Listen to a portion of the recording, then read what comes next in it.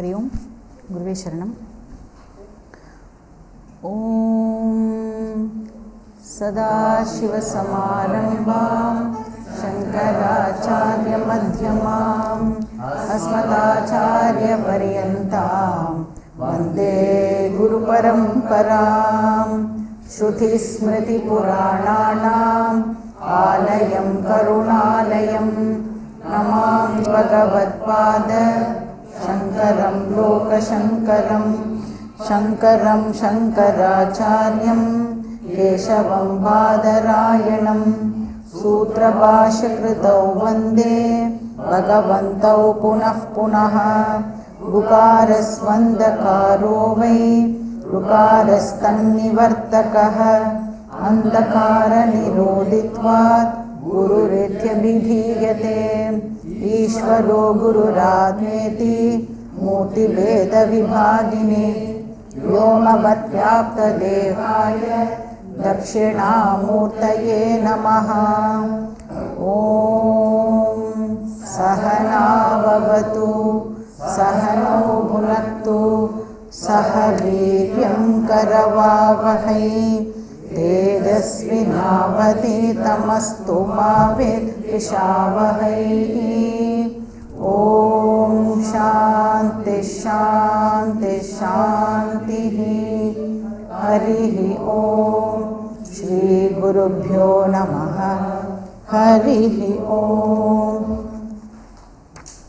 Page number 7 श्लोकम नंबर 4 page number 8 Tamil எல்லாரும் சேர்ந்து சாண்ட் பண்ணலாம். नानाचिद्रघटोधरस्थितमः दीपप्रभाभास्वरं ज्ञानं यस्य तु चक्षुरादिकरण द्वारा बहिः स्पन्दते जानामीति तमेव भान्तमनुभा एतत् समस्तं जगत् तस्मै श्री गुरुमूर्तये नमः। इदं श्री दक्षिणामूर्तये।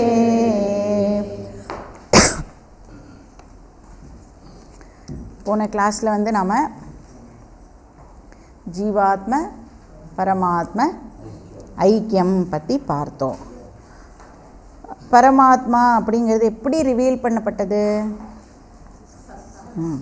இந்த வேர்ல்டில் எக்ஸிஸ்டன்ஸாக அது வந்து மேனிஃபெஸ்ட் ஆகிறது, ஈஸ்னஸாக அது வந்து வெளிப்படுறது அப்படின்னு பார்த்தோம். ஜீவாத்மாங்கிறது என்னது? கான்ஷியஸ்னஸ். இப்போ ஒரு இண்டிவிஜுவல் பாடியில் அவேர்னஸ் பிரின்சிபலாக அது வந்து மேனிஃபெஸ்ட் ஆகிறது. அப்போ ஐக்கியம்னா என்ன? வேர்ல்டில் எக்ஸிஸ்டன்ஸாக மேனிஃபெஸ்ட் ஆகிறதும் இந்த பாடியில் கான்ஷியஸ்னஸாக மேனிஃபெஸ்ட் ஆகிறதும் ஒன் அண்ட் தி சேம். இதுதான் நாம் பார்த்தோம் இல்லையா? இப்போது ஒரு இண்டிவிஜுவலோட ஸ்டாண்டு பாயிண்ட்லேருந்து நாம் வந்து ஆத்மாவை அட்ரெஸ் பண்ணும்பொழுது அதை ஜீவாத்மா அப்படின்னு சொல்கிறோம். இதே வந்து ஆத்மாவை வந்து வேர்ல்டோட ஸ்டாண்டு பாயிண்ட்லேருந்து அட்ரெஸ் பண்ணும்பொழுது பரமாத்மா அப்படின்னு சொல்கிறோம். ஆத்மா ஏகம், அது சத் சித். இப்போ போன கிளாஸில் சொன்ன மாதிரி நம்ம வந்து ஆத்மாங்கிற வார்த்தைக்கு வந்து இந்த ஜீவ பரம அப்படின்னு எந்த விதமான அட்ஜெக்டிவ்ஸும் இல்லாமல் யூஸ் பண்ண போகிறோம். இந்த ரெண்டு வெவ்வேறு வார்த்தைகள் பின்ன எதுக்கு யூஸ் பண்ணப்பட்டது அப்படின்னா, 2 டிஃப்ரெண்ட் ஸ்டாண்டு பாயிண்ட்ஸுக்காக 2 டிஃப்ரெண்ட் நேம்ஸ் வந்து நாம் யூஸ் பண்ணோம். இப்போ வேர்ல்டில் எக்ஸிஸ்டன்ஸாக இருக்கிறதும் இந்த பாடியில் கான்ஷியஸ்னஸ்ஸாக இருக்கிறதும் ஒன்று தான். இப்போ கான்ஷியஸ்னஸோடு நம்மளால் ஐடென்டிஃபை பண்ணிக்க முடியும் அப்படின்னு சொன்னால், இப்போ அந்த அளவுக்கு நம்ம மைண்டு வந்து ட்ரெயின் ஆகிடுது அப்படின்னு சொன்னால், இப்போ முன்னாடி சொன்ன சென்டென்ஸையே இப்போது மாற்றி சொல்லலாம். இப்போ வந்து பாடியில் இருக்கிற கான்ஷியஸ்னஸ் அப்படின்னு சொல்கிறதுக்கும் நீ கான்ஷியஸ்னஸ் அப்படின்னு சொல்கிறதுக்கும் டிஃப்ரென்ஸ் இருக்குது. இது வந்து எப்படி நம்மளால் சொல்ல முடியும்? நம்மளோட மைண்டுக்கு வந்து இந்த பாடி மைண்டோட ஐடென்டிஃபை பண்ணிக்காமல் கான்ஷியஸ்னஸோடு ஐடென்டிஃபை பண்ணிக்கிறதுக்கு தெரிஞ்சிடுது அப்படின்னு சொன்னால் அந்த மாதிரி சொல்லலாம். இப்போ அதனால தான் வந்து உபனிஷத் வந்து தது துவம் அசி அப்படின்னு சொல்லும் பொழுது துவம் அப்படிங்கிற வார்த்தையை வந்து சாஸ்திரம் ஏன் யூஸ் பண்ணுறது அப்படின்னு சொன்னால், அந்த ஸ்டூடெண்ட் வந்து தன்னை கான்ஷியஸ்னஸோடு தான் கரெக்டாக ஐடென்டிஃபை பண்ணிப்பான் அப்படிங்கிறதுக்காக அந்த வார்த்தையானது யூஸ் பண்ணப்படுறது. ஸோ இப்போ வந்து நம்ம 4th ஸ்லோகம் பார்க்கலாம். இங்கே வந்து என்ன சொல்ல போகிறார் சங்கரர் அப்படின்னு பார்த்தோம். ஆத்மா வந்து எவர் எவிடென்ட் இல்லையா, அதை வந்து இங்கே சொல்ல போகிறார் அப்படின்னு பார்த்தோம். எவர் எவிடென்ட் அப்படின்னு சொன்னோன்னா என்ன அர்த்தம்? அதை வந்து தெரிஞ்சுக்கிறதுக்கு ஸ்பெஷலாக நாம் வந்து எந்த விதமான எஃபர்ட்டும் போட தேவையில்லை. ஆத்மாவை தெரிஞ்சுக்கிறது அப்படிங்கிறது வந்து ஒரு ஸ்பெஷல் ஈவெண்ட்டு இல்லை. ஸ்பெஷலாக ஏதோ நான் பண்ணி அதை தெரிஞ்சுக்கணுங்கிற அவசியம் இல்லை. இப்போ வேறு எந்த ஆப்ஜெக்டையும் நாம் வந்து ஸ்பெஷலாக எஃபர்ட் போட்டு தான் தெரிஞ்சுக்கணும். கரெக்டாக? எனி ஆப்ஜெக்ட் நம்ம வந்து ஸ்பெஷலாக எஃபர்ட் போட்டு தான் தெரிஞ்சுக்கணும். அதுவும் எப்படி? ஒரு ஸ்பெசிஃபிக் டைமில் ஒரு பர்டிகுலர் எஃபர்ட் போட்டு நான் வந்து அந்த ஆப்ஜெக்டை வந்து தெரிஞ்சுப்பேன். இப்போ நான் வந்து இந்த வால் பார்க்குறேன் அப்படின்னா இந்த பர்டிகுலர் டைமில் நான் வந்து அந்த பக்கம் திரும்பணும். அப்புறம் என் கண்ணு வந்து பார்த்தா போருமா? என்னவோ வேணும்? மைண்டும் வந்து என் கண்ணை வந்து பேக் பண்ணணும். நான் வேறு ஏதோ யோசிச்சுண்டு இந்த வால் பக்கமாக திரும்பினா கூட எனக்கு வந்து வால் விருத்தி என்னோட மனசில் ஏற்படாது. அப்போ அந்த விருத்தி பரிணாமம் ஏற்படணும். அப்போ தானே அந்த நாலேஜ் ஆனது வந்து ஏற்படும் இல்லையா? நாலேஜ் அப்போ தான் வரும். வால் நாலேஜ் எனக்கு வரணுன்னா என்னோடய மைண்டில் வந்து இப்போ அந்த தாட் வந்து சேஞ்ச் ஆகணும். வேறு ஏதோ ஒரு தாட் இப்போ இருக்கும், அது மாறி இப்போ என்னவா வரணும்? ஒரு வால் விருத்தி வந்தால் தான் வாலை பார்க்குறேன் அப்படிங்கிறது அறிவு ஆகிறது இல்லையா? அப்போ அது வந்து ஒரு ஈவெண்ட் தானே, ஒரு பர்டிகுலர் டைமில் நடக்கிற ஒரு ஈவெண்ட்டு, மைண்டில் நடக்கிற ஒரு ஈவெண்ட். ஆனால் நம்மளுக்கு தெரியும் சும்மா பார்க்கணும்னு சொல்கிறோம். ஆனால் அந்த சும்மா பார்க்கறதுக்கு பின்னாடி என்ன மெக்கானிசம் இருக்குது அப்படின்னு நாம் எங்கே படித்தோம்? திருஷ்ய விவேகமில் டீட்டெயில்டாக நாம் வந்து பார்த்தோம். அது மாதிரி ஆத்ம ஞானம் அப்படிங்கிறது வந்து ஒரு பர்டிகுலர் சமயத்தில் நடக்கிற ஒரு நிகழ்வா அப்படின்னு கேட்டால் இல்லை அப்படின்னு சொல்கிறோம். ஸோ உபனிஷத்தை பேஸ் பண்ணி தான் அஃப்கோர்ஸ் சங்கரர் இங்கே வந்து இந்த ஸ்லோகத்தை சொல்கிறார். அதாவது ஒரு நாள் எனக்கு ஆத்ம ஞானம் கிடைக்கும். ஏன்னா நிறைய பேர் அந்த மாதிரியெல்லாம் தப்பாக அண்டர்ஸ்டாண்ட் பண்ணிட்டு வெயிட் பண்ணிட்டு இருக்காள்ல, அதுக்காக சொல்கிறார். இந்த மாதிரி ஒரு நாள் எனக்கு கிடைக்கும் அப்படின்னு நினைக்கிறது வந்து பிக்கெஸ்ட் மிஸ்கன்செப்ஷன் அப்படின்னு சொல்கிறார். ரொம்ப பெரிய தப்பு அந்த மாதிரி நீ வெயிட் பண்ணுறது. ஏன்னா ஒரு விஷயம் வந்து ஒரு பர்டிகுலர் டைமில் தான் நடக்கும் அப்படின்னு சொன்னால் என்ன ஆகிடுறது? டைம் வந்து அதை கண்ட்ரோல் பண்ணுற மாதிரி ஆகிடுறது, டைமோட பிடிக்குள்ளே அது வரா மாதிரி ஆகிடுறது இல்லையா? ஆனால் டைமோட பிடிக்குள்ளே இல்லாத ஒரே ஒரு விஷயம் என்னது? ஆத்மா மட்டும்தான். அதனால் ஆத்ம ஞானம் இஸ் நாட் அன் ஈவெண்ட். சரி, ஆத்மாவோட நேச்சர் என்ன? கான்ஷியஸ்னஸ். அந்த கான்ஷியஸ்னஸ் வந்து செல்ஃப் எவிடென்ட் அப்படின்னு சொல்கிறோம் இல்லையா? இப்போ நம்ம வந்து ஜென்ரலாக சாதாரணமாக பேசும் பொழுது இன்னொருத்தர்கிட்ட பேசுகிறோன்னு வச்சுக்கோங்களேன், எப்படி பேசுவோம்? ஃபஸ்ட்டு சென்டென்ஸ் ஆரம்பிக்கும் பொழுது நான் அப்படின்னு சொல்லிவிட்டு ஏதாவது ஒரு விஷயம் சொல்லுவேன். இப்போ நீங்கள் இங்கேருந்து வரேள், நம்ம ஒரு கேள்வி கேட்டால் போகிறோம், நாம் என்ன பண்ணுவோம்? என்னோடய ஹிஸ்ட்ரி, ஜியாகிரஃபி, ஃபிசிக்ஸ், கெமிஸ்ட்ரி எல்லாமே நம்ம சொல்லுவோம். ஆனால் ஃபஸ்ட்டு ஆரம்பிக்கும் பொழுது மட்டும்தான் நான் அப்படின்னு சொல்லுவேன். வார்த்தைக்கு வார்த்தை ரெண்டாவது சென்டென்ஸில் திருப்பியும் நான் வந்து இப்படி கார் ஏறினேனா, நான் வந்து என்னோடய ரைட் கால் எடுத்து வச்சேனா, அப்படியெல்லாம் பேச மாட்டோம் இல்லையா? ஃபஸ்ட்டு போது நான் அப்படின்னு சொல்லுவோம். அப்போ அந்த செகண்டு சென்டென்ஸு, தேர்டு சென்டென்ஸ்லலாம் நான் எங்கே இருக்கு? செல்ஃப் எவிடெண்ட்டாக இருக்குது. அப்போ கேட்குறவாளுக்கும் அது வந்து தெரியறதில்ல, என்னை பற்றி தான் பேசுகிறேன் அப்படிங்கிறது அவளுக்கும் வந்து தெரியறது இல்லையா. அப்போ ஃபஸ்ட்டு சென்டென்ஸில் நான் அப்படின்னு சொல்லும் பொழுது நான் இங்கே இருக்கேன், நான் இருக்கேன் அப்படிங்கிறத நாம் வந்து இம்ப்ளை பண்ணுறோம் இல்லையா. இப்போ நான் அப்படின்னு சொல்லிவிட்டு ஆர் நான் கூட சம்டைம்ஸ் சொல்ல மாட்டோம், கேட்ட கேள்விக்கு டைரெக்டாக அப்படியே கூட ஆன்சர் பண்ணிவிடுவோம். அப்போ வந்து இப்போ நீங்கள் எங்கேருந்து வரேன் அப்படின்னு கேட்டால், இப்போ நான் வந்து என்னை வந்து கொண்டு வந்து என்னை பற்றி யோசித்து கொஞ்சம் நேரம் டைமெல்லாம் எடுத்துட்டு அதுக்கு ஆன்சர் பண்ணுவோமா, இல்லைனா எஃபர்ட்லெஸ்ஸாக நான் அப்படின்னு சொல்லி ஆன்சர் பண்ணுவேன். சரி, மறந்து போயிடுத்துன்னா டோட்டலி டிஃப்ரெண்ட்டு. பட் நான் என்னை பற்றி இப்போ நீங்கள் இப்போது 2 நிமிஷத்துக்கு முன்னாடி நடந்த ஒரு ஈவெண்ட்டை பற்றி கேட்குறோம்னா யோசிச்சுட்டு நான் அப்படின்லாம் யோசிக்கலாம் மாட்டேன் இல்லையா. எஃபர்ட் போட்டு நான் இருக்கேனான்னு முதல்ல தெரிஞ்சுட்டு அதுக்கப்புறம் நான் ஆன்சர் பண்ணுவேனா. அப்போ எந்த விதமான எஃபர்ட்டும் அதில் இன்வால்வ் இல்லை, எந்த விதமான ப்ராசஸும் வந்து அதில் இன்வால்வ் ஆகலை. இப்போ வந்து யாராவது ஒரு பர்டிகுலர் பர்சன் வந்து கிளாஸுக்கு வந்திருக்காளா அப்படின்னு நான் கேட்குறேன்னு வச்சுக்கோங்க. உங்கள் பக்கத்தில் வேறு யாரோ உட்காந்துட்டு இருந்தால் அவள் வந்திருக்காளா அப்படின்னா என்ன பண்ணுவோம், சுற்றி முற்றி பார்த்து அதுக்கு நான் ஆன்சர் பண்ணணும். ஏன்னா எனக்கு தெரியல, அதனால் நான் ஆன்சர் பண்ணணும், அந்த மாதிரி பார்க்கணும். இப்போ நீங்கள் வந்திருக்கேளா அப்படின்னு நான் ஃபஸ்ட்டு கேட்கவே கூடாது, நீங்கள் வந்திருந்தேளா அப்படி கேட்கலாம். கரெக்டாக, நீங்கள் வந்திருந்தேளா அப்படின்னு நான் கேட்கலாம். நான் வந்து உங்களை கவனிக்காமல் விட்டுருப்பேன் லாஸ்ட் கிளாஸில், ஏன்னா நீங்கள் தூங்கின்னு இருந்திருப்பேன். அதனால் நீங்கள் வந்திருந்தேளா அப்படின்னு கேட்டேன்னா நீங்கள் என்ன ஆன்சர் பண்ணுவேன், வந்தேன். என்ன நான் வந்தேன் நான் கேட்குறேன், கோவமே வரும் நம்மளுக்கு இல்லையா. எப்படி நீங்கள் வந்து என்ன பார்க்காம விட்டேன், எப்படி நீங்கள் என்ன மிஸ் பண்ணேன் அப்படின்னு நம்ம கேட்போம். அப்போ அதுக்கு எந்த எஃபர்ட்டாவது நம்ம போடுறோமா, கோவப்படுறதுக்கு வேணால் எஃபர்ட் போடணும், இருக்கேன் அப்படின்னு சொல்கிறதுக்கு எந்த விதமான எஃபர்ட்டும் நாம் போட வேண்டியது இல்லை. அப்போ இதுதான் வந்து செல்ஃப் எவிடென்ட் நேச்சர் ஆஃப் ஆத்மா. எப்பயுமே வந்து இந்த செல்ஃப் எவிடென்ட்னா அது ஸ்வயம் பிரகாஷம் அப்படின்னு சொல்கிறோம். இப்போ இந்த ஸ்வயம் பிரகாஷத்தை வந்து எக்ஸ்பிளைன் பண்ணுறதுக்கு சாஸ்திரம் எந்த எக்ஸாம்பிள் எடுத்துக்கும், லைட் எக்ஸாம்பிளை சாஸ்திரம் எப்பயுமே எடுத்துக்கும்.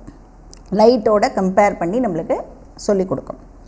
இப்போ லைட் அப்படிங்கிறது செல்ஃப் எவிடெண்ட்டாக இல்லையா. இப்போ வந்து லைட் இருக்குது, அந்த லைட் இருக்கிறத இன்னொரு லைட் மூலமாக தெரிஞ்சுக்கிறோமா. சூரியன் இருக்கா அப்படின்னு தெரிஞ்சுக்கிறதுக்கு சூரியன் மேலே டார்ச் அடித்து பார்த்து தெரிஞ்சுப்போமா. ஏன்னா சூரியன் செல்ஃப் எவிடென்ட், ஸ்வயம் பிரகாஷா, ஸ்வப்பிரகாஷா. அதனால ஜென்ரலாக வந்து ஆத்மாவை வந்து லைட் அப்படின்னே ப்ரெசென்ட் பண்ணும் சாஸ்திரம். லைட் ஆஃப் கான்ஷியஸ்னஸ் அப்படின்னு சொல்லுவோம். லைட் என்ன பண்ணுறது, லைட்டோட வேலை என்ன, லைட்டுக்கிட்ட தன்கிட்டேயே ஆர் லைட் என்ன பண்ணுறது அப்படின்னு பார்த்தோன்னா தன்கிட்டேயே ஒளி இல்லாத பொருளை லைட்டு ஒளிர்விக்கிறது. கரெக்டா, தன்கிட்டேயே ஒளி இல்லாத பொருளை இந்த லைட்டு வந்து ஒளிர்விக்கிறது. அதாவது நான் லூமினஸ் ஆப்ஜெக்டை லைட்டு வந்து இல்லூமின் பண்ணுறது. இப்போ வந்து இந்த தேகம் இருக்குது. இப்போ இந்த தேகத்துக்கு அதுக்கு ஒளி இருக்கா, தேகம் வந்து அப்படியே லூமினஸ் தேகமாயுது அப்படின்னா இல்லை. ஆனால் எப்படி தெரியறது இந்த தேகம் இருக்கிறது, லைட் இருக்கிற ஹெல்ப்போடு நாம் வந்து இந்த தேகத்தை பார்க்கறதுனால நம்மளுக்கு வந்து தேகம் இருக்குது அப்படின்னு தெரியுது. லைட்டோட பிரகாசத்தில் இந்த பாடியை நாம் பார்க்குறோம். சப்போஸ் இந்த பாடிக்கே லைட் இருந்தது, பாடி லூமினஸ் இருந்ததுன்னு வச்சுக்கோங்க, என்ன ப்ராப்ளம் சால்வ்டு நம்மளுக்கு. ராத்திரியில் வந்து எங்கேயுமே வந்து இடிச்சிக்கலாம் மாட்டோம், எதுவுமே பண்ண மாட்டோம் இல்லையா. நம்ம மாட்டுக்கு ஜாலியாக பாத்ரூம்லாம் போனோன்னா லைட்டே போட வேண்டாம், கரண்ட்டு செலவு எந்த கவர்மெண்ட் வந்தாலும் நம்மளுக்கு பிரச்சனையே கிடையாது. ராத்திரியில் ப்ராப்ளம் இருக்கவே இருக்காது. பட் நம்மளுக்கு தெரியும் அன்ஃபார்ச்சுனேட்லி தேகம் நான் லூமினஸ், அதுக்கு லைட்டு கிடையாது. அப்போ பகலில் வந்து சூரியன் வந்த உடனே சூரியனோட பிரகாசத்தினால வேர்ல்டில் இருக்கிற அத்தனை நான் லூமினஸ் ஆப்ஜெக்ட்ஸும் பிரகாசப்படுத்தப்படுறது. அப்போ பிரகாசப்படுத்துறது அப்படிங்கிற வார்த்தையை நாம் வந்து யூஸ் பண்ணுறோம். அப்படின்னா இல்லூமின் பண்ணுறது. இப்போ வேதாந்திக் கான்டெக்ஸ்டில் பிரகாசப்படுத்துறது அப்படின்னா என்ன அர்த்தம்? நம்ம படிச்சிருக்கோமே, லைட் அப்படின்னா என்ன டெஃபினிஷன் அதுக்கு? எதனோட ப்ரெசன்ஸில் எல்லா ஆப்ஜெக்ட்ஸும் தெரிய வருதோ அதுக்கு பேர் லைட்டு. இந்த டெஃபினேஷனை படிச்சிருக்கோமா இல்லையா? எல்லா ஆப்ஜெக்ட்ஸும் எதனோட ப்ரெசன்ஸில் எனக்கு தெரிய வருதோ அதுக்கு பேர் லைட்டு. அப்போ சூரியன் என்ன பண்ணுறது? தெரியாததை தெரிஞ்சதா ஆக்கிறது. இப்போ ஆப்ஜெக்ட்ஸ் இருந்து சூரியன் இல்லை அப்படின்னு சொன்னால் நமக்கு அந்த ஆப்ஜெக்ட்ஸ் பற்றி தெரியவே வராது. இப்போ சூரியன் பிரகாசப்படுத்துறது அப்படின்னா என்ன அர்த்தம்? சூரியன் அந்த ஆப்ஜெக்டை நம்மளுக்கு தெரியப்படுத்துறது அப்படின்னு அர்த்தம். அதை தெரியப்படுத்துகிற வேலை, மேக்கிங் an ஆப்ஜெக்ட் நோன், இந்த வேலையை எது பண்ணினாலும் அதுக்கு பேர் லைட். இப்போ இந்த டெஃபினேஷன் படி பார்த்தா வேதாந்தம் சொல்கிறது நம்ம சென்ஸ் ஆர்கன்ஸ் கூட லைட்டு தான் அப்படின்னு சொல்கிறது. கரெக்டாக? கண், காது, மூக்கு, நாக்கு, ஸ்கின்னு இதெல்லாம் என்ன பண்ணுறது? இப்போ மூக்கு அப்படின்னு எடுத்துட்டோன்னா ஸ்மெல்லை தெரியப்படுத்துறது, ஸ்மெல்லை இல்லூமின் பண்ணுறது. இங்கே ஏதாவது யாராவது வடை பண்ணுற மாதிரி நம்மளுக்கு வாசனை வந்ததுன்னா நம்மளுக்கு இமீடியட்டாக தெரியும் இல்லை, 3 நாள் ஆச்சு அதெல்லாம் சாப்பிட்டு அப்படின்னு நம்மளுக்கு தெரியும். அதனால் அந்த வாசனையை வந்து எது தெரியப்படுத்துறது? மூக்குங்கிற சென்ஸ் ஆர்கன் அந்த வாசனையை நம்மளுக்கு தெரியப்படுத்துறது, இல்லூமின் பண்ணுறது அப்படின்னு அதை தான் சொல்கிறோம். அதே மாதிரி காது என்ன பண்ணும்? சப்தத்தை நம்மளுக்கு தெரியப்படுத்துறது. அதனால் அந்த சென்ஸ் ஆர்கன்ஸை நாம் வந்து பொதுவாக லைட் அப்படின்னு சொல்லலாம். அப்போ வேதாந்தத்தில் வந்து லைட் அப்படின்னு சொன்னால் என்ன சொல்லியிருக்கோம்? Which makes an object known அப்படின்னு சொல்கிறோம். இப்போ இந்த பிரின்சிப்பிளை அப்படியே எக்ஸ்டெண்ட் பண்ணிகிட்டே போனால் எது அல்டிமேட் லைட்டு? கான்ஷியஸ்னஸ் தான் அல்டிமேட் லைட்டு. ஏன்னா கான்ஷியஸ்னஸோட ப்ரெசன்ஸில் தான் எல்லாமே நம்மளுக்கு தெரிய வருது இல்லையா? அதுதான் வந்து காதை காதாக ஆக்கிறது, கண்ணை கண்ணாக ஆக்கிறது, அதெல்லாம் படித்தோம் இல்லையா நம்ம? அந்த மாதிரி அப்போ ஒரு பொருள் வந்து தெரிய வருது அப்படின்னு சொன்னால் அது எதனால? It is because of consciousness. ந தத்ர சூரியோ பாதி ந சந்திர தாரகம் நேமா வித்யுதோ பாந்தி குதோயம் அக்னிஹி தமேவ பாந்தம் அனுபாதி சர்வம் தஸ்ய பாசா சர்வம் இதம் விபாதி. எந்த உபநிஷத்தில் வருது? கட்டோபநிஷத்தா முண்டகோபநிஷத்தா? யார் ரெண்டுத்துலேயும் வருதுன்னு சொல்கிறா? ரெண்டுத்துலேயுமே வருது. கட்டோபனிஷத், முண்டகோபனிஷத் ரெண்டுத்துலேயுமே இதே மந்திரம் வந்து வருது. அப்போ இது என்ன சொல்கிறது? செல்ஃப் எவிடென்ட் நேச்சர் ஆஃப் கான்ஷியஸ்னஸ்ஸை சொல்கிற மந்திரம் இது. ஒன்றை வந்து சூரியனால் பிரகாசப்படுத்த முடியாது, சந்திரனால் பிரகாசப்படுத்த முடியாது அப்படின்னு சொல்கிற மந்திரம் இது. அப்போ இந்த க்ரியேஷனில் இருக்கிற எல்லாமே நம்மளுக்கு தெரிய வருது அப்படின்னா எதனால? கான்ஷியஸ்னஸ்னால தான் எல்லாமே நம்மளுக்கு தெரிய வருது. ஸோ அந்த விஷயத்தை தான் இப்போது இந்த ஸ்லோகத்தில் வந்து சங்கரர் எக்ஸ்பிளைன் பண்ணுறார். ஸோ இப்போ நம்ம வந்து இந்த ஸ்லோகத்தை புரிஞ்சுக்கிறதுக்கு என்ன பண்ணலாம் அப்படின்னா ஒரு எக்ஸாம்பிள் பார்க்கலாம். இப்போ வந்து என்ன இமேஜின் பண்ணணும் நம்ம அப்படின்னா பகல் நேரம் 12 மணி அப்படின்னு இமேஜின் பண்ணிக்கணும். இப்போ என்ன மணி? 4:50, ஒரு 5 hours பேக் 12 o'clock அப்படின்னு நாம் வந்து இமேஜின் பண்ணிக்கலாம். அப்போ வெயில் எப்படி இருக்கும்? வீக்கில் இருக்கும். மே மாதம் சென்னை வெயில் அப்படின்னு சொன்னாலே அண்டர்ஸ்டுட் இல்லை? அப்போ சூரியன் வந்து ஸ்வப்பிரகாசம், கரெக்டாக? அதனால வந்து சூரியன் வந்திருக்கா வரலையா அப்படின்னு நான் டார்ச்செலாம் அடித்து பார்க்க வேண்டாம், நல்லாவே தெரியும் சூரியன் வந்திருக்கு. சரி, இப்போ வந்து நம்ம என்ன இமேஜின் பண்ணணும்னா இன்னொரு ரூமை இப்போ இமேஜின் பண்ணணும். பகல் வேளை 12 மணி, சூரியன் நல்லா உச்சியில் இருக்குது. அப்புறம் ஒரு ரூம் இருக்குது. அந்த ரூம் எப்படி இருக்குது அப்படின்னா, அந்த ரூமில் வந்து ஒரு 2 ஜன்னல் இருக்குதுன்னு வச்சுக்கலாம், ஒரு கதவு இருக்குது. அந்த ரூம் ஆனால் டோட்டலி க்ளோஸ்டு, ஜன்னல்லாம் க்ளோஸ்டு, கதவும் க்ளோஸ்டு. அப்போ ரூம் வந்து பிட்ச் டார்க்காக இருக்குது. அவ்வளோ இருட்டுன்னா அவ்வளோ இருட்டு. ஜி நீங்கள் வந்து அந்த சுவிட்செலாம் போடாமல் மறந்து போயிட்டீங்களா அப்படின்னு எக்ஸாம்பிளை வந்து எக்ஸ்ட்ராபோலேட் பண்ணி கேள்விலாம் கேட்கக்கூடாது. என்ன பண்ணணும், ரூம் இருட்டாக இருக்குன்னா ரூம் இருட்டாக இருக்குது, சரியா? அங்கே வந்து அப்போ சொல்லணுன்னா என்ன சொல்லலாம்னா, எலக்ட்ரிசிட்டியே இல்லை அந்த ஏரியாவில். பயங்கர அணில் தொல்லையினால் என்ன எடுத்தால் நோ எலக்ட்ரிசிட்டி, அணிலாம் விளையாடி தீர்த்துடுது அந்த ஏரியாவில். அதனால் வந்து எலக்ட்ரிசிட்டியே இல்லை. அப்போது ஆனால் அந்த ரூமுக்குள்ளே வந்து நிறைய ஆப்ஜெக்ட்ஸ் இருக்குது, சரியா? ரூம் வந்து இருட்டாக இருக்குது, ரூம் தான் இருட்டாக இருக்குது, ஆனால் ரூமில் என்ன இருக்குது, நிறைய ஆப்ஜெக்ட்ஸ் வந்து ரூமில் இருக்குது. இப்போ அந்த ஆப்ஜெக்ட்ஸ் எல்லாம் நம்மளால் பார்க்க முடியுமா? ஏன்னா இருட்டாக இருக்கிறதுனால நம்மளால் வந்து இப்போ ஆப்ஜெக்ட்ஸ் எதையுமே வந்து பார்க்க முடியலை.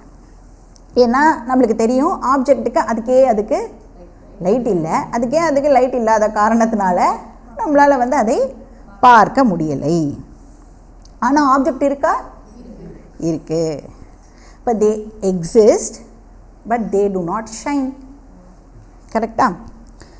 இப்போ வந்து அந்த ரூமில் எங்கேயாவது ஒரு ஓரத்தில் ஒரு கேண்டில் ஒரு விளக்கு ஏதாவது ஏற்றி வச்சுருந்தோன்னா அந்த ஆப்ஜெக்ட்ஸ்லாம் இருக்கிறது நம்மளுக்கு தெரிஞ்சிருக்கும். ஆனால் அன்ஃபார்ச்சுனேட்லி எதுவுமே இல்லை. ஸோ ரூம் வந்து பயங்கர டார்க்காக இருக்குது. ஆனால் ரூமில் வந்து டேபிள் இருக்குது, சேர் இருக்குது, கிளாக் இருக்குது, கண்ணாடி இருக்குது, எல்லாமே இருக்குது ரூமில்.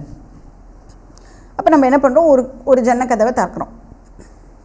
ஜன்னக்கதவை திறந்தாலும் ரூம் இருட்டாகவே இருக்குது, லைட்டே வரல. சரி அப்படின்னு என்ன பண்ணுறோம், அந்த ரூமுக்குள்ளே ஒரு கண்ணாடி இருந்ததில்ல, அந்த கண்ணாடியை எடுத்துகிட்டு வந்து இப்போ என்ன பண்ணுறோம், ரூமுக்கு வெளியில் எடுத்துன்னு வந்துடணும் கண்ணாடியை, சரியா? ரூமுக்குள்ளேயே அந்த கண்ணாடி இருந்ததுன்னா நம்மளுக்கு கண்ணாடி இருக்குன்றது கூட தெரியாது. ஆனால் நான் தான் அந்த கண்ணாடியை வச்சேனாலும் எனக்கு தெரியறது. ஸோ நான் கண்ணாடியை மட்டும் அந்த ரூம்லேருந்து எடுத்துகிட்டு வெளியில் வரேன். இப்போ கண்ணாடி வந்து லூமினஸா? கண்ணாடி வந்து அதுக்கு லைட்டு டெஃபினட்டாக கிடையாது, இல்லையா?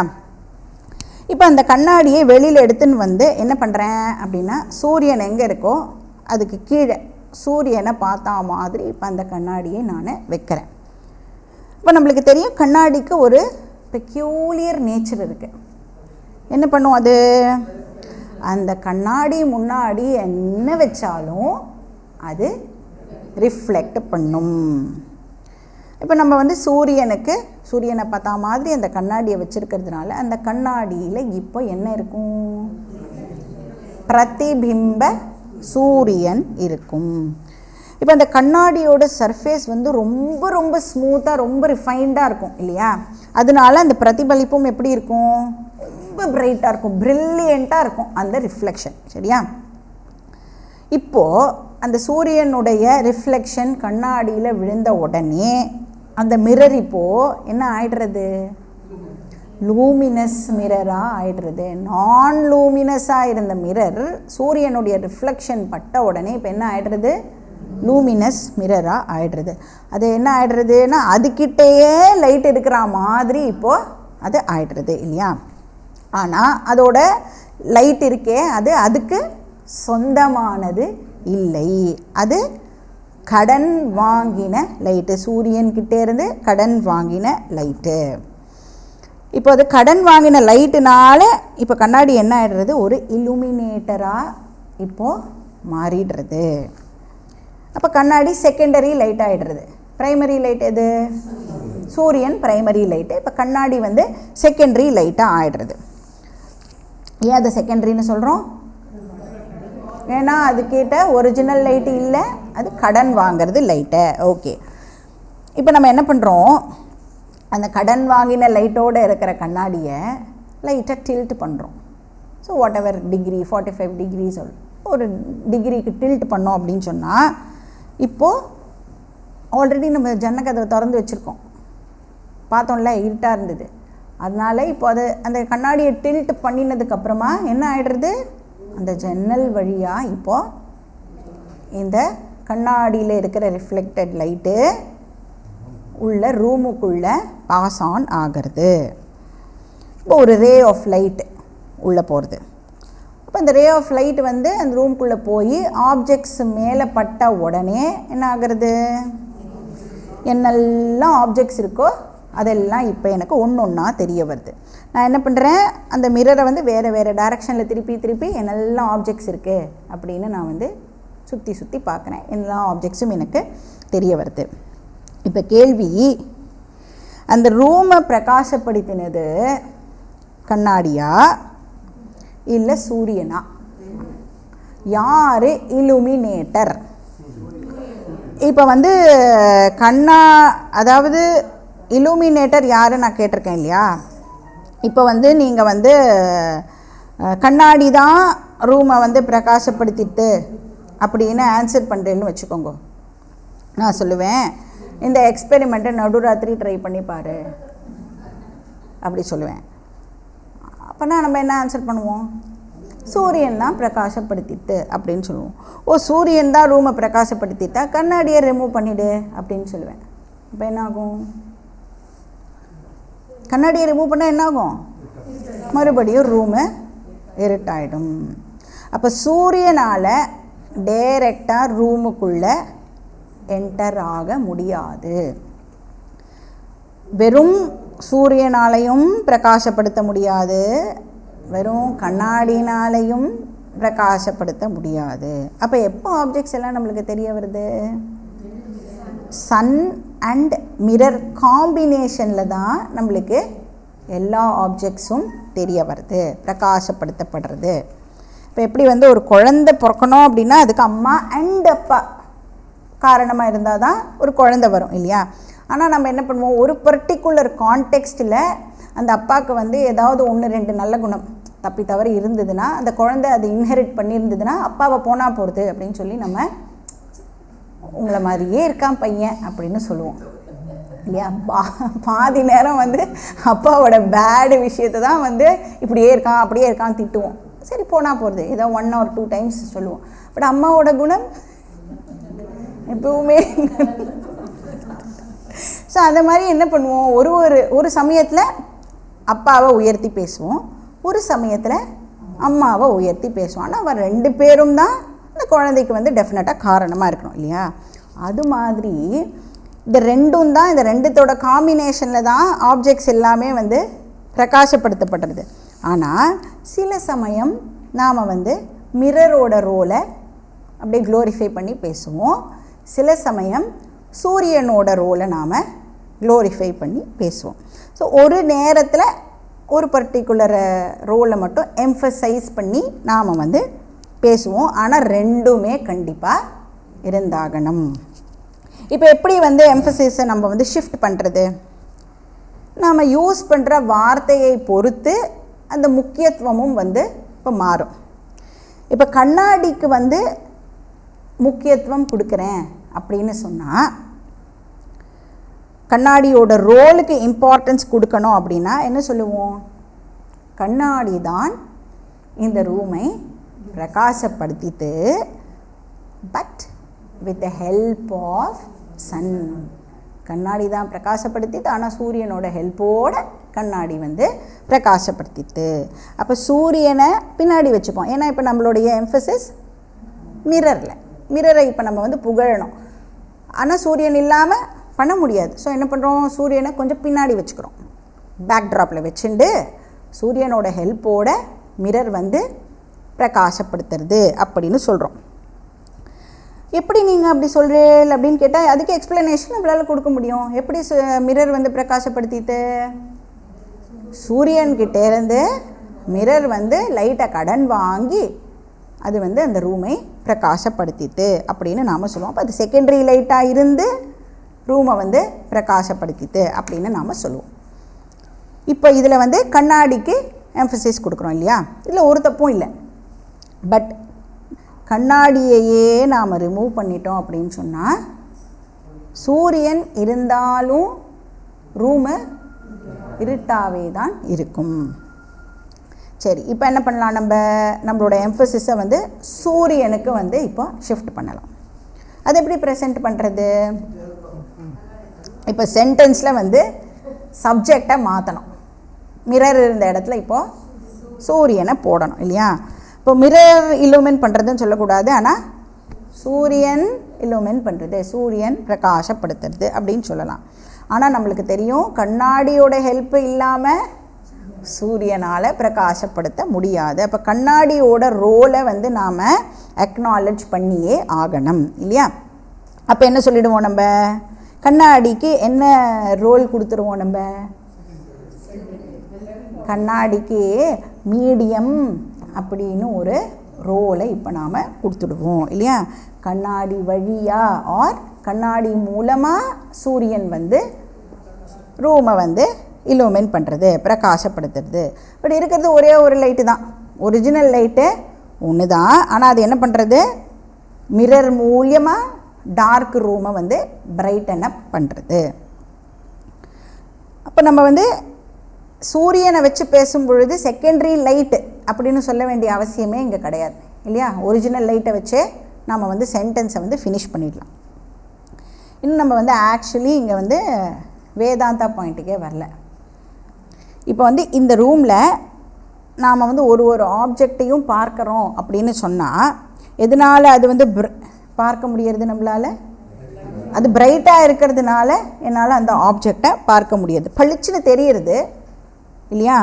இப்போ நம்மளுக்கு வந்து கொஞ்சம் நம்ம யோசித்தா கூட நம்ம என்ன சொல்லுவோம், அந்த ஆப்ஜெக்ட் எல்லாம் தெரியறதே அது எதனாலன்னா மிரர்னால் அப்படின்னு நம்மளால் சொல்ல முடியும். அண்ட் அந்த மிரருக்கே ஆப்ஜெக்டை பிரகாசப்படுத்துகிற சக்தி இல்லை, ஆனால் சூரியனோட ஹெல்ப்போடு அது தெரியறது இதெல்லாம் அப்படின்னு சொல்லிடுவோம். அப்போ ஆப்ஜெக்டை பார்க்கும்போதே நம்மளுக்கு கண்ணாடியுடைய மகிமை தெரியறது.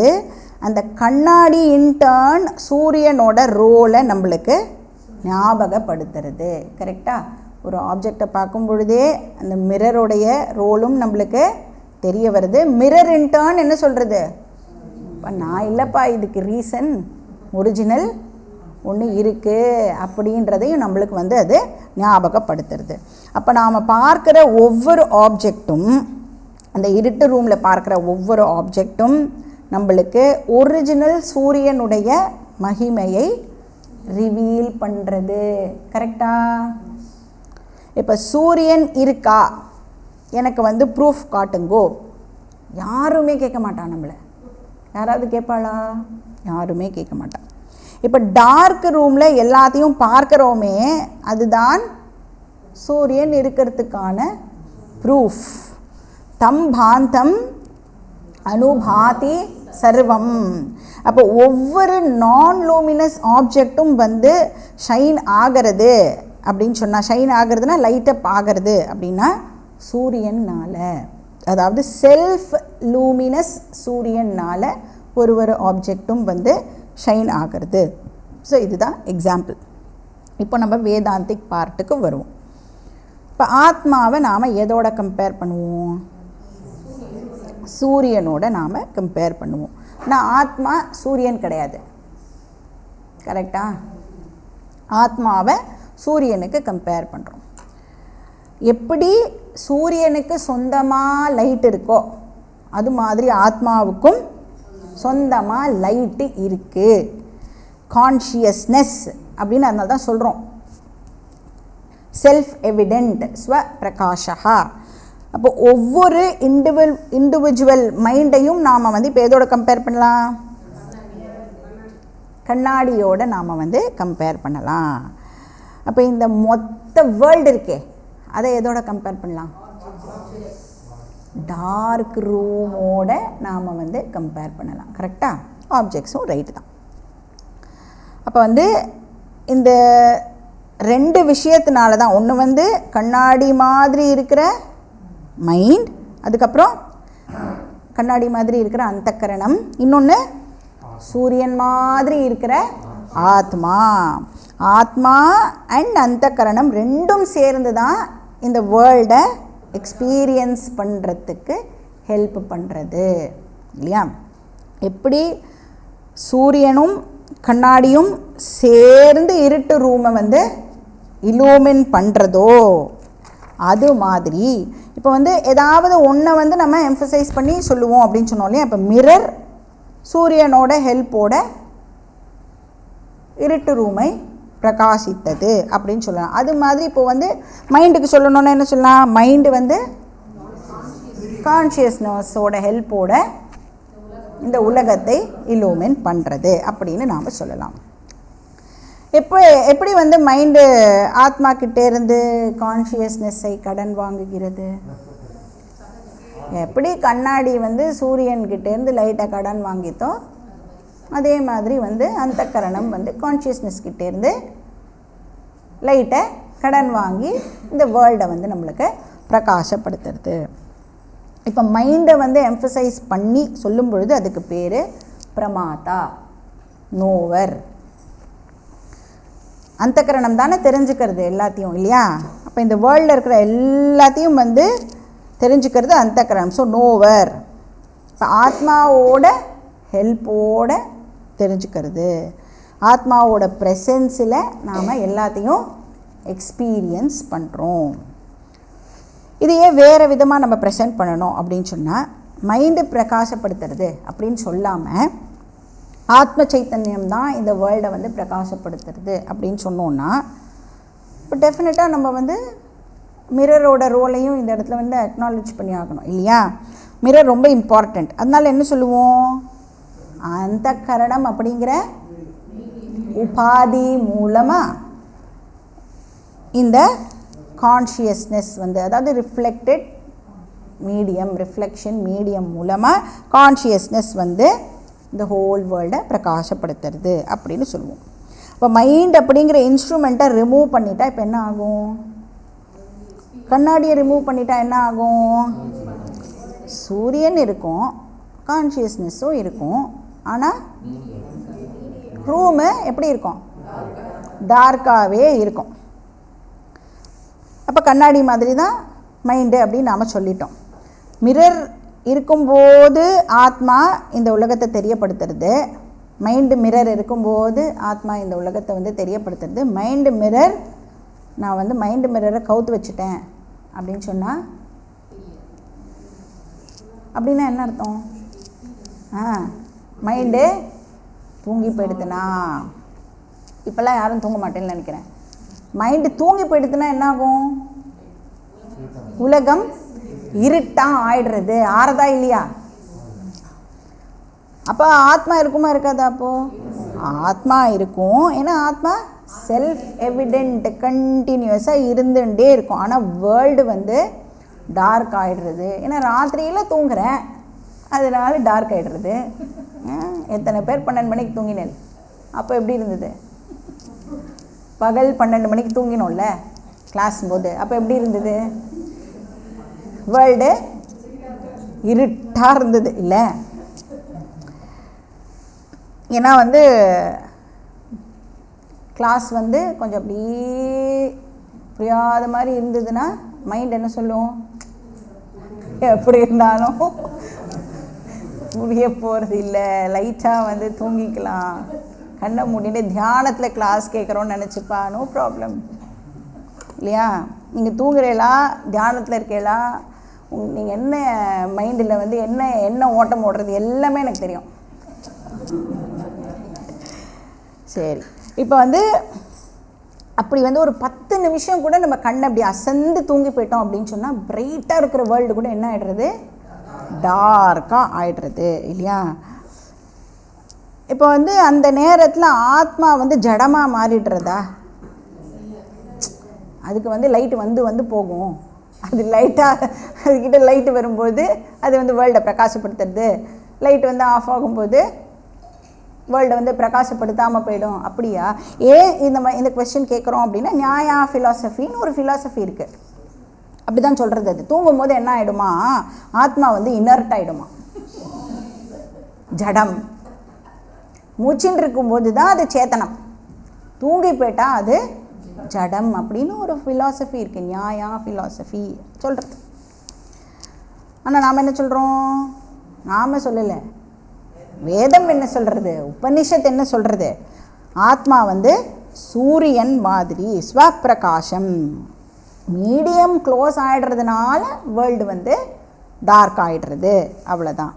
அப்போ எல்லாத்தையும் பிரகாசப்படுத்துறது யார்? ஆத்மா தான் எல்லாத்தையும் பிரகாசப்படுத்துறது.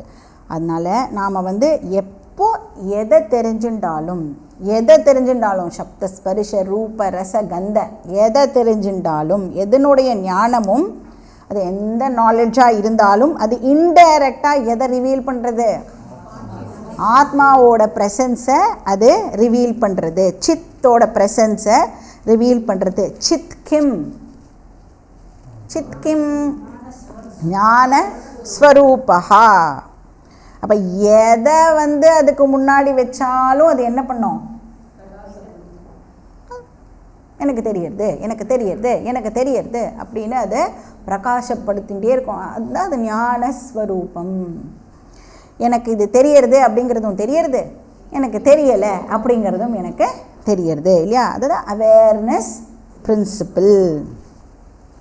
அதுதான் நம்ம வந்து கேனோபனிஷத்தில் பிரதிபோத விதிதம் மதம் அப்படின்னு பார்த்தோம். அப்போ ஆத்மாவோட ப்ரெசன்ஸுக்கு செப்பரேட்டாக நம்மளுக்கு வேறு எந்த ப்ரூஃபும் தேவையே இல்லை. இப்போ காது மூலமாக ஏதாவது சப்தம் கேட்குறது அப்படின்னு சொன்னால் அது எதை ரிவீல் பண்ணுறது? சைத்தன்யத்தோட ப்ரெசன்ஸை அந்த சப்தம் வந்து ரிவீல் பண்ணுறது. இன்டைரக்டாக அது வந்து ரிவீல் பண்ணுறது. இப்போ எக்ஸ்பீரியன்ஸ் பண்ணுறதுக்கு எதுவுமே இல்லை அப்படின்னா, எதுவுமே இல்லை அப்படிங்கிறது எனக்கு தெரியறது இல்லையா? எப்படி தெரியறது? Because of consciousness. இப்போ சங்கரர் சொல்கிறார், ஜானாமி, ஐ நோ, எனக்கு தெரியறது. கார்த்தால் எழுந்ததுலேருந்து என்ன பண்ணுறோம்? எனக்கு எல்லாமே தெரியறது. காஃபி சாப்பிட்றது எனக்கு தெரியறது. அப்புறம் காஃபி சாப்பிட்டுட்டு பேப்பர் படித்தோன்னா அது எனக்கு தெரியறது. அப்போ இந்த ஆப்ஜெக்ட்ஸ் தான் மாறிண்டே இருக்கே ஒழிய எனக்கு தெரியறது மாறாமல் அப்படியே இருந்துருக்கு. ஐ நோ அது வந்து மாறாமல் இருக்குது. ஆனால் எது மாறுறது? வாட் ஐ நோ அது வந்து மாறிண்டே இருக்குது இல்லையா? அது மாதிரி மாறினா தான் நம்மளால் எல்லா இதுவும் பண்ண முடியும். அப்படியே இருந்தோன்னா இந்த ஆக்டிவிட்டியும் நம்மளால் பண்ண முடியாது இல்லையா? அப்போது அந்த மாறிண்டே ஆப்ஜெக்ட்ஸ் மாறுறது, ஆனால் அதில் மாறாத இருக்கிறது என்னது? அகம் ஜானாமி, அது மாறாமல் இருக்குது. இப்போ வந்து நாம் சப்தத்தை எக்ஸ்பீரியன்ஸ் பண்ணுறோம் இல்லையா? சப்தத்தை எக்ஸ்பீரியன்ஸ் பண்ணும்பொழுது பேச வேர்ட்ஸ் வந்து சேஞ்ச் ஆகிறது. ஆனால் இப்போ நான் சென்டென்ஸ் நம்பர் 1 சொல்லும் பொழுது I know sentence number 1, sentence number 2 சொல்லும் பொழுது ஐ நோ சென்டென்ஸ் நம்பர் 2. அப்போ அந்த வேர்ட்ஸ் எல்லாம் புரியறது அப்படின்னு சொன்னால் எதனால? கான்ஷியஸ்னஸ் இருக்கிறதுனால தான். புரியலை அப்படின்னா அதுவும் எதனால? புரியலைன்னு எனக்கு தெரியறது அப்படின்னு சொன்னால் அதுவும் கான்ஷியஸ்னஸ்னால தான். அப்போ வேர்ட்ஸ் எல்லாம் நம்மளுக்கு எப்படி எவிடென்ட் ஆகிறது அப்படின்னா பிகாஸ் ஆஃப் ஆத்மா. ஆத்மா எதனால எவிடென்ட் ஆகிறது? ஆத்மாவை எதுனாலையும் ரிவீல் பண்ண முடியாது. அது வந்து self evident. Proof is not at all necessary. ஏன்னா அது செல்ஃப் எவிடென்ட்டாக இருக்கிறத அதுவே காட்டும், சூரியன் மாதிரி. அதனால தான் ஆத்மாவை வந்து சூரியனோட கம்பேர் பண்ணி எக்ஸாம்பிள் பார்த்தோம். ஸ்வப்பிரகாஷா. அப்போ அது வந்து அகம் அகம் அகம் அப்படின்னு ஆல் த டைம் வந்து அது ஸ்பூரிச்சுட்டே இருக்குது. இப்போது என்னால் தான் அப்போ எல்லா ஆப்ஜெக்ட்ஸுமே பிரகாசப்படுத்தப்படுறது. கரெக்டாக நான் தான் எல்லா ஆப்ஜெக்ட்ஸையும் பிரகாசப்படுத்துகிறேன். ஆனால் அந்த ஆப்ஜெக்ட்டுக்கு இப்போ என்ன இருக்குது அப்படின்னா டிபெண்ட் எவிடன்ஸ் இல்லையா? நான் வந்து செல்ஃப் எவிடென்ட் அப்படின்னு சொன்னால் ஆப்ஜெக்ட்டுக்கு என்ன இருக்குது? டிபெண்ட் எவிடன்ஸ் இருக்குது. அதை தான் நம்ம அனுபானம் அப்படின்னு சொல்கிறோம். இண்டிபெண்ட் எவிடன்ஸ் வந்து பானம். அப்போ நம்மளுக்கு ஏற்படுற ஒவ்வொரு நாலேஜ்லேயும், அந்த ஒவ்வொரு அறிவுலேயும், அதாவது நான் அப்படிங்கிறது செல்ஃப் எவிடெண்ட்டாக இருக்குது. ஆனால் நான் தெரிஞ்சுக்கிற ஆப்ஜெக்ட்ஸ் இருக்குல்ல, அது மாறிண்டே இருக்கு, அது வந்து எப்படி அப்படின்னா டிபெண்ட் எவிடென்ட். என்ன டிபெண்ட் பண்ணியிருக்கு? நான் தெரிஞ்சுக்கிற ஆப்ஜெக்ட். கரெக்டாக? நான் இருக்கிறதுனால தான் ஆப்ஜெக்ட் என்னால் தெரிஞ்சுக்க முடியாது. அப்போ என்ன டிபெண்ட் பண்ணி அந்த ஆப்ஜெக்ட்ஸ் இருக்குது? சூரியன் அண்ட் டார்க் ரூம் மாதிரி. கரெக்டாக? சூரியன் எதையும் டிபெண்ட் பண்ணலை, ஏன்னா சூரியன் செல்ஃப் எவிடெண்ட்டாக இருக்குது. ஆனால் இருட்டு ரூம் எதை டிபெண்ட் பண்ணி இருக்கு? சூரியனை டிபெண்ட் பண்ணி இருக்குது. அப்போ தான் அது வந்து பிரைட் ஆக முடியும்.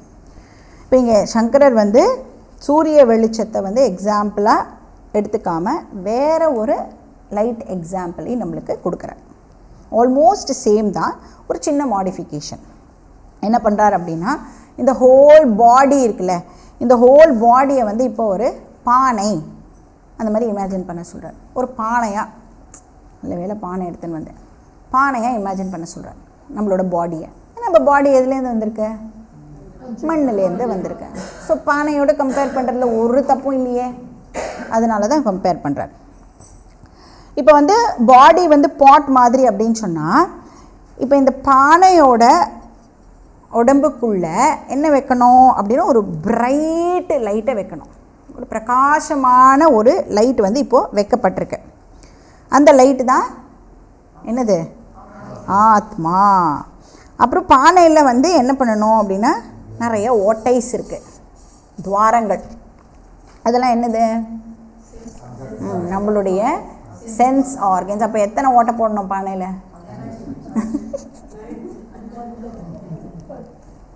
5 ஓட்டை, 5 சென்ஸ் ஆர்கன்ஸ். இப்போ ஒவ்வொரு ஹோலையும் வந்து இப்போ எது பேக்கப் பண்ணணும்? மைண்டு வந்து பேக்கப் பண்ணணும். ஏன்னா சென்ஸ் ஆர்கன்ஸுக்கு மைண்டு தான் ஹெல்ப் பண்ணணும் இல்லையா? இப்போ இருட்டு ரூமுக்கு பதிலாக என்ன சொல்லலாம்? இருட்டு வேளை, மிட் நைட் அப்படின்னு நாம் இமேஜின் பண்ணிக்கலாம். இப்போ வேர்ல்டே இருட்டாக இருக்குது, சரியா? பானை இருக்குது, அதுக்கப்புறம் பானையில் வந்து லைட் இருக்குது. இப்போ என்ன ஆகும்? பானையில் ஓட்டை வேற போட்டிருக்கோம், 5 ஓட்டை போட்டிருக்கோம், பானைக்குள்ளே லைட் இருக்குது, ரூமே இருட்டாக இருக்குது. இப்போ என்ன ஆகும்? ஓட்டை வழியாக பீம் ஆஃப் லைட்டு வந்து இப்போ வெளியில் வரும் இல்லையா? 5 ஓட்டை இருந்ததுன்னா 5 ஓட்டை வழியாகவும் வந்து ரேஸ் ஆஃப் லைட் வந்து வெளியில் வரும் இல்லையா? இப்போ வந்து 5 ஹோல் வழியாக அந்த பீம் ஆஃப் லைட்டு வருது இல்லை? அப்போ அதனுடைய இப்போ இந்த இடத்துல ஒரு ஓட்டை இருக்குது அப்படின்னு சொன்னால், இது வழியாக லைட்டு வருது அப்படின்னு சொன்னால், இந்த இடத்துல என்னெல்லாம் ஆப்ஜெக்ட்ஸ் இருக்கோ அந்த ஆப்ஜெக்ட்ஸ் அத்தனையும் வந்து இந்த லைட்டு வந்து இப்போ பிரகாசப்படுத்தும்.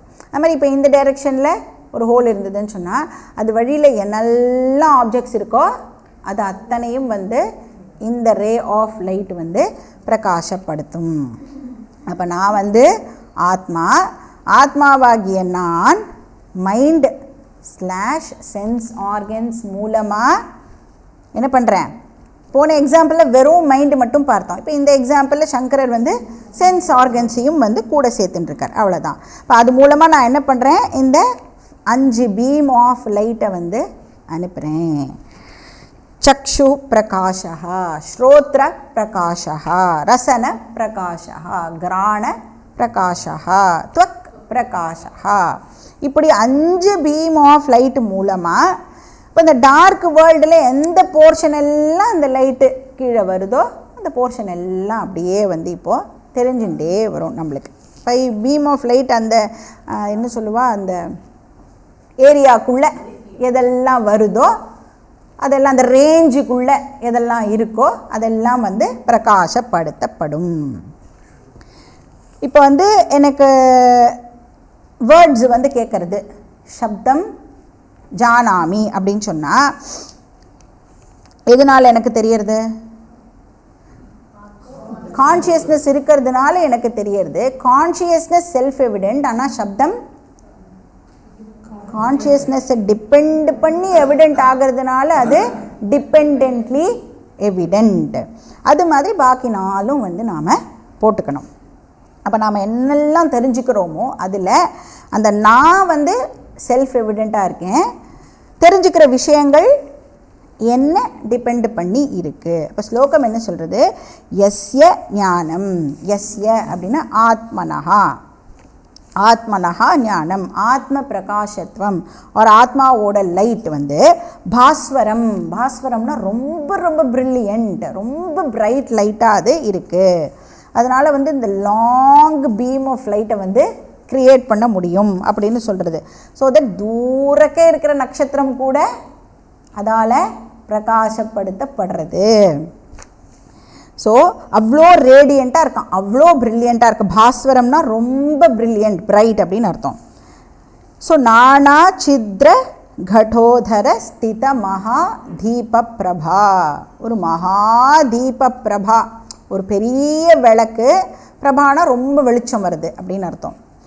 அது எப்படி இருக்கும் அப்படின்னா ஆத்மாவோட அந்த லைட் வந்து எவ்வளோ ப்ரில்லியண்ட்டாக இருக்கும் அப்படின்னா மகா தீபம் மாதிரி அவ்வளோ ப்ரில்லியண்ட்டாக இருக்குது. சரி, அது எங்கே வைக்கப்பட்டிருக்கு? கட உதர ஸ்தித, ஒரு பானைக்குள்ளே வைக்கப்பட்டிருக்கு. எப்படிப்பட்ட பானை?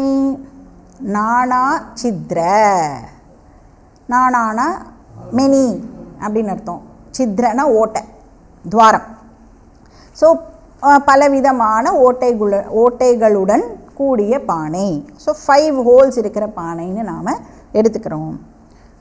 ஸோ என்ன பர்பஸுக்காக ஓட்டையோடு இருக்கிற பானை சொல்லப்பட்டிருக்கு?